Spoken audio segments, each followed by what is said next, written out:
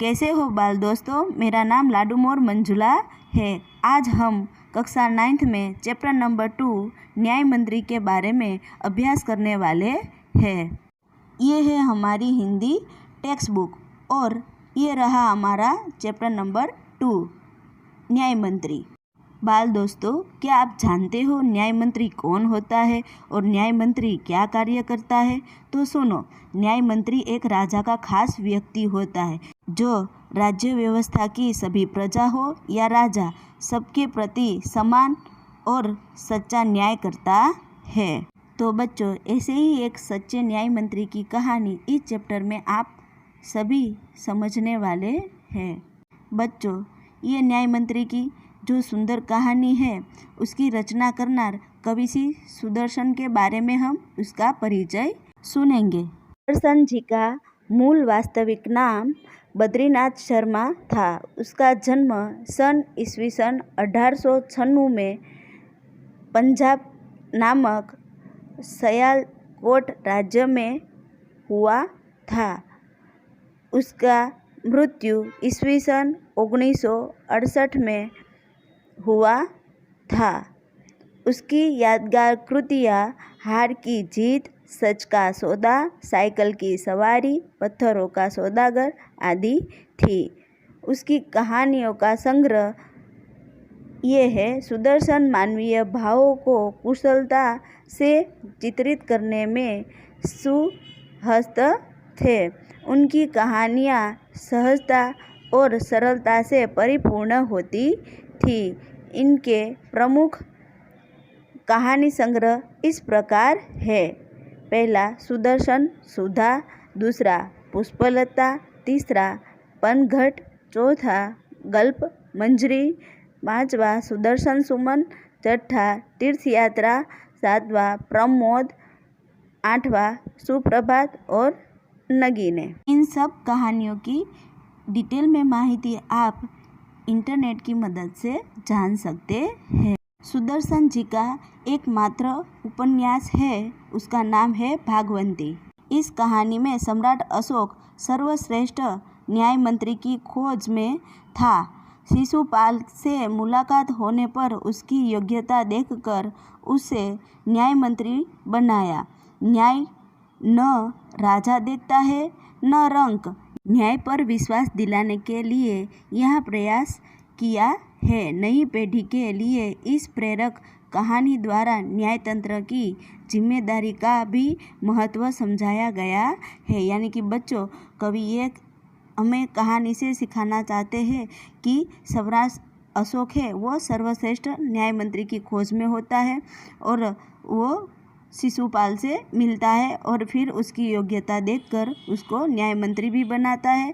और जो न्याय होता है वो न राजा देखता है न रंग, केवल उसके ऊपर विश्वास दिलाने के लिए एक प्रयास करता है। कौन करता है? तो कि सम्राट अशोक। कवि सम्राट अशोक और शिशुपाल का उदाहरण देकर नई पीढ़ी के लिए एक प्रेरक कहानी द्वारा न्यायतंत्र की जिम्मेदारी का महत्व समझाना चाहते हैं। तो बाल दोस्तों, इस सुंदर कहानी की शुरुआत से पहले सम्राट अशोक कौन है उसका जीवन परिचय भी सुने। बाल दोस्तों, आप लोगों घर में कई सारे टेलीविज़न शो देखते होंगे।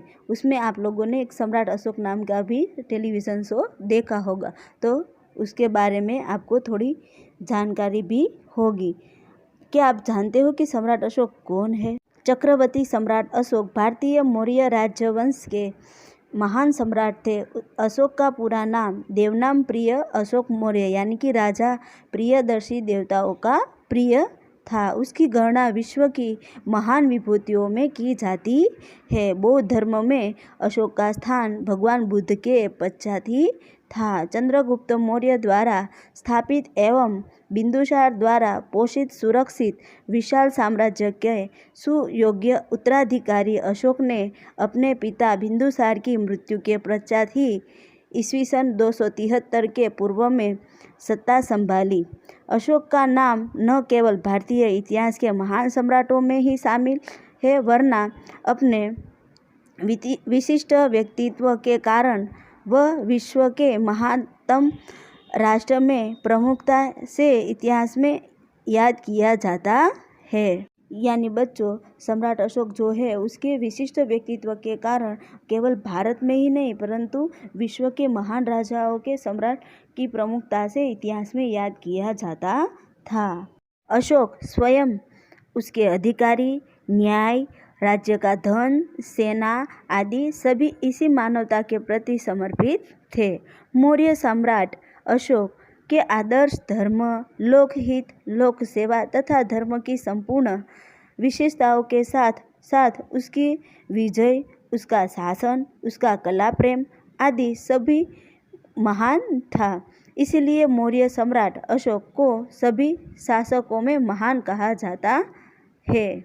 बच्चों, अपने राज्यों को अपराध मुक्त करने के लिए सम्राट अशोक को एक सुयोग्य न्याय मंत्री की खोज के लिए उन्होंने एक परदेशी नवयुवक का वेश धारण किया। घूमते घूमते वे ब्राह्मण शिशुपाल के घर पहुँचे। शिशुपाल न्याय प्रेमी था। न्याय किसे कहते हैं वो दिखाने के लिए उसे अवसर की तलाश थी। किसे? तो के शिशुपाल को। सम्राट अशोक ने उसे अवसर दिया। किसको अवसर दिया? शिशुपाल को। हत्या का अपराध होने पर शिशुपाल ने निष्पक्ष व्यवहार किया। उसने सम्राट को मृत्युदंड देने की घोषणा की।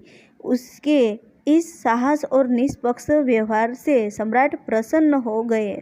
इसी प्रकार सम्राट अशोक ने सही न्याय मंत्री की खोज की थी और वो न्याय मंत्री कौन था? शिशुपाल। बच्चों, ये शेरों वाला शीर्ष स्तंभ भी अशोक ने सारनाथ में बनाया था। तो बच्चों, मज़ा आया ना? इस वीडियो में हमने चैप्टर के रिलेटेड 3 कैरेक्टर का परिचय सुना। कवि सुदर्शन का, सम्राट अशोक और शिशुपाल। अब हम चैप्टर की शुरुआत नेक्स्ट वीडियो में करेंगे।